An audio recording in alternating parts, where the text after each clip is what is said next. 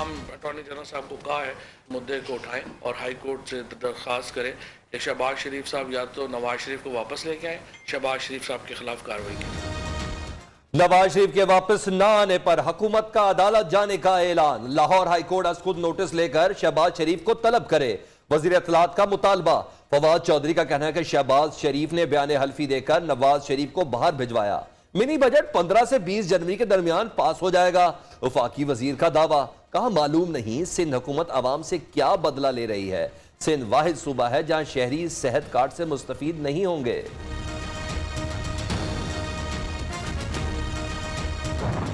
इमरान न्याजी साहब, अब ये बात बढ़ गई है। आप अपनी हार तस्लीम कर लें और रिटायर्ड हर्ट होके पेविलियन में वापस आ जाएं, क्योंकि अब मजीद बैटिंग करना आपके बस की बात नहीं है।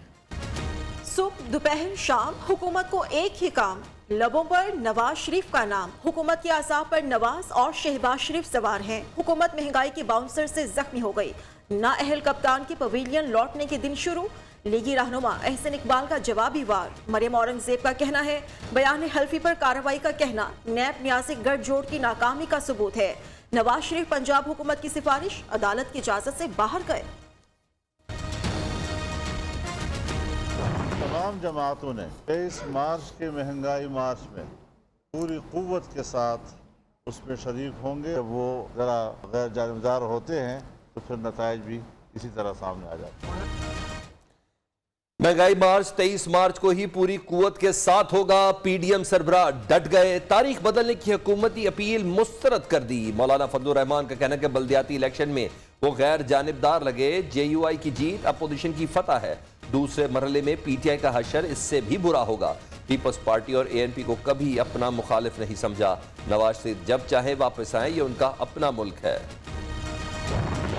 आप 23 मार्च को लॉन्ग मार्च नहीं करेंगे, आपका क्विक मार्च होने वाला है। आर या पार वाले बुरी तरह से खवार हुए। लॉन्ग मार्च की धमकियां किसी और को दें। वज़ीर मुमलिकत फरूख हबीब का कहना है लॉन्ग मार्च का क्विक मार्च होने वाला है। फजलुर रहमान, नवाज शरीफ और आसिफ जरदारी माफियाज के डॉन हैं। इनका ठिकाना अडियाला जेल है। आर या पार हो गए खा।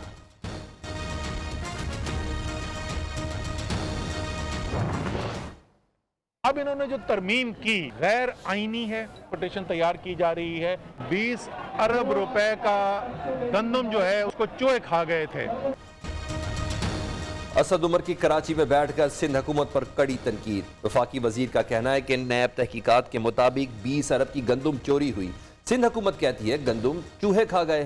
कौम जानना चाहती है ये इंसानी चूहे थे या कौन। सिंध हुकूमत बल्दियाती इदारों के इख्तियारात खत्म कर रही है। पीपल्स पार्टी पाकिस्तान के लिए खतरा पैदा करना चाहती है।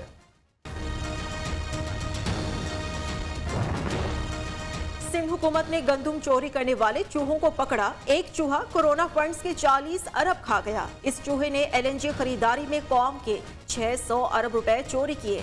चूहों ने मुल्क में चीनी और गंदम का बहरान पैदा किया। वज़ीर इत्तलात सिंध सईद गनी का असद उमर को जवाब।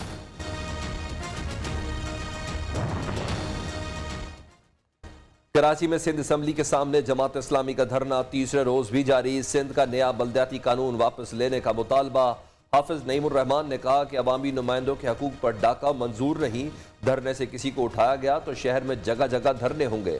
सिंध सेक्रेटेरिएट बंद कर देंगे। मुर्तज़ा वहाब को शो पीस करार दे दिया।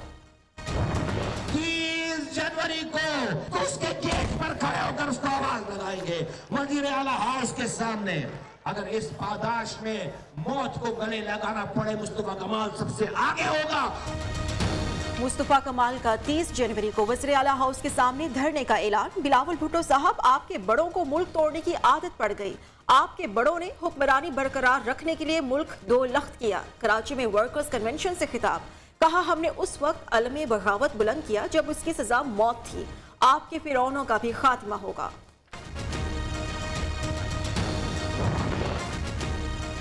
जहांगीर तरीन भी वजीर आजम और वज़रा की दलीलों पर बरहम। कहते हैं हुकूमत दीगर ममालिक में महंगाई कम होने की बातें ना सुनाए, अपने अवाम के मसाइल हल करे।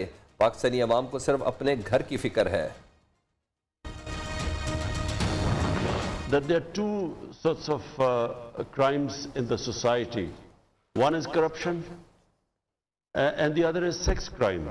And unfortunately, only 1% of sex crime is reported. The other 99%, I feel the society has to fight it. Same with corruption. This is not just a problem in Pakistan. It's probably in most of the Muslim world as well as the developing world.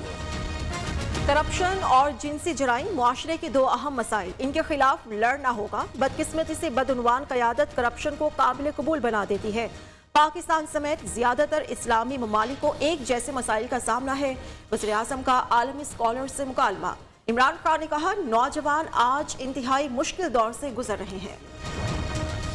31 मार्च तक पंजाब के तमाम खानदानों को सेहत card मिल जाएंगे। वजीर सेहत पंजाब कहती है कि नादरा में रजिस्टर्ड हुए बगैर सेहत कार्ड नहीं मिल सकेगा। नवाज शरीफ और उनकी फैमिली को भी सेहत कार्ड देंगे। सेहत कार्ड में तमाम बीमारियों का इलाज शामिल नहीं, सिर्फ अस्पताल दाखिल होने पर इलाज हो सकेगा। डॉक्टर यास्मीन राशिद का एतराफ़।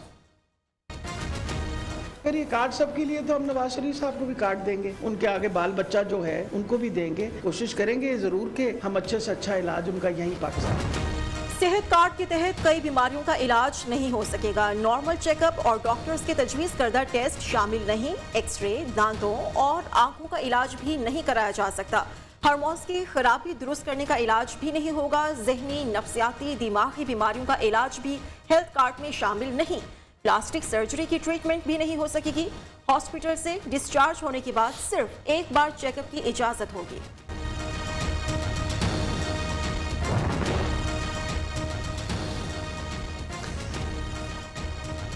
नाम निहाद सेहत कार्ड से कैंसर, दिल, जिगर, गुर्दों की दवाएं नहीं मिलती। रहनुमा पीपल्स पार्टी शाज़िया मरी कहती हैं, सिंध वाहिद सूबा जहां मुहलिक अमराज का मुफ्त इलाज होता है। इमरान खान के माली सहूलतकारों ने अद्वियात महंगी की। वज़ीर तवानाई की नालायकी पर अब तो PTI के अपने वज़रा भी एहतजाज कर रहे हैं।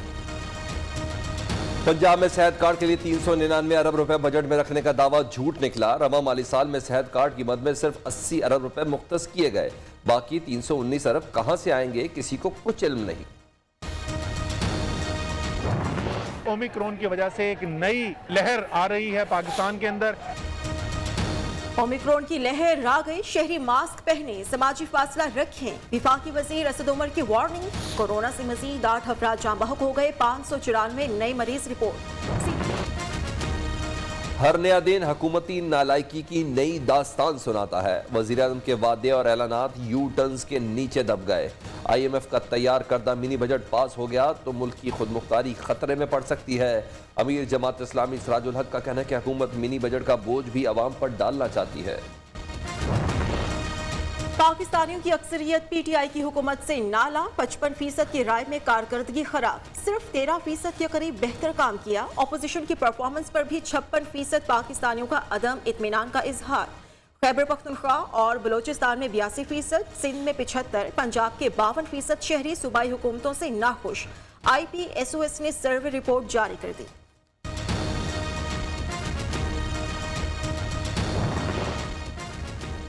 कराची समेत सिंध भर में कल से तालीमी इदारे खुल जाएंगे।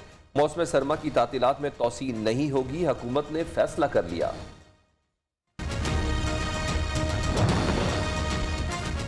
सिंध में 5000 स्कूल्स को गैर फाल करार देकर बंद करने का फैसला। घोस्ट स्कूल्स में 402 स्कूल बदीन जिला के भी शामिल। 11 घोस्ट स्कूल का वजूद सिर्फ कागजों तक महदूद। असातिज़ा घर बैठे तनख्वाहें वसूल करते रहे। खाने के टाइम दोपहर का खाना उस टाइम भी गैस नहीं है, रात का खाना उस टाइम भी गैस नहीं है।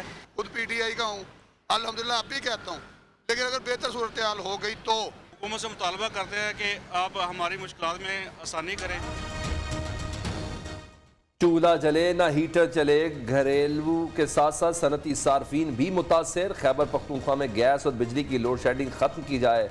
सूबाई वजीर तैमूर सलीम झगड़ा की वफाकी वजीर हमाद अजहर से सूरत हाल पर गौर की दरख्वास्त।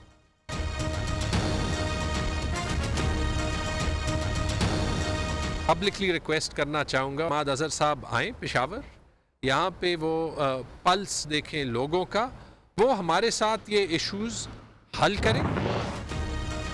4-5 माह में PTI ऐसी जमात बनेगी कि किसी का बाप भी इसका मुकाबला नहीं कर सकेगा। वज़ीर दिफा परवेज खट्टर का कहना है, मैं ठेकेदार हूँ, मुझे पता है काम कैसे होते हैं।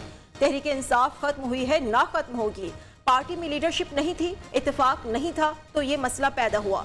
लेकिन ये टीवी वाले और सियासी मुखालिफिन ने शोर मचा दिया कि पार्टी खत्म हो गई। शहबाज शरीफ के दौर में 2017-18 में वज़ीर आला ऑफिस के अखराजात 23 करोड़ 90 लाख रुपए थे। 2020-21 में अखराजात 14 करोड़ 30 लाख रुपए रहे। पंजाब हुकूमत ने मुआवजा जारी कर दिया। वज़ीर आला उस्मान बुज़दार ने कहा, तरक्की में रोड़े अटकाने वालों को कुछ हासिल नहीं होगा। लाहौर में फेरोजपुर रोड पर कार सवार ने कागजात चेक करने वाले वार्डन पर गोली चला दी। वार्डन और उसके साथी ने भागकर जानें बचाई।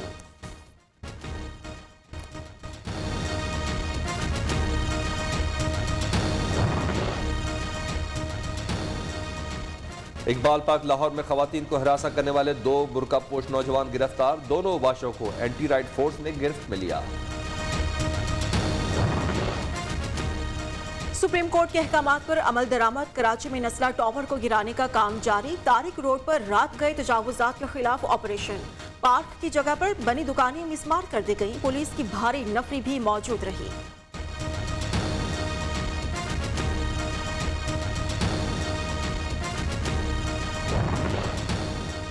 पाकिस्तान सयाहों के लिए जन्नत। तर्जुमान पंजाब हुकूमत हसन खाबर कहते हैं कि दीगर ममालिक की तरह अपने मुल्क की खूबसूरती से खातिर खा फ़ायदा नहीं उठा सके। जनूबी पंजाब सकाफत और तारीख के लिहाज से बहुत दिलचस्प खित्ता। सूबे में टूरिज्म को फ़रोग दे रहे हैं।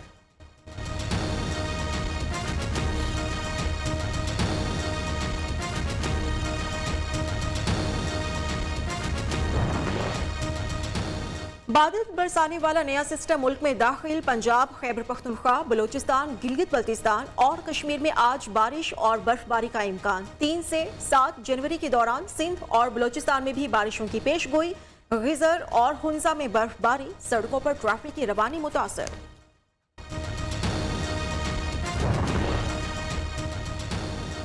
कोयटा में सरियाब रोड पर हल्की बारिश से पानी जमा हो गया। बारिशी पानी में रक्षा और मोटरसाइकिल उलट गए। गुजरने वालों को शदीद मुश्किलात का सामना। सियालकोट में अनोखी बारात, मोबाइल फोन्स, गर्म चादरें, गैर मुल्की करेंसी तकसीम। दुल्हा के अजीजों अकारिब ने बारात को यादगार बना दिया। गांव वालों के वारे न्यारे, नोट लूट कर और सामान समेट कर चलते बने। शान, रीमा, रैम्बो साहब और क्रिकेट स्टार्स। लाहौर में मोहम्मद राना की साहबजादी की मंगनी की तकरीब में फिल्मी सितारों की कहकशान, नेक ख्वाहिशात का इजहार।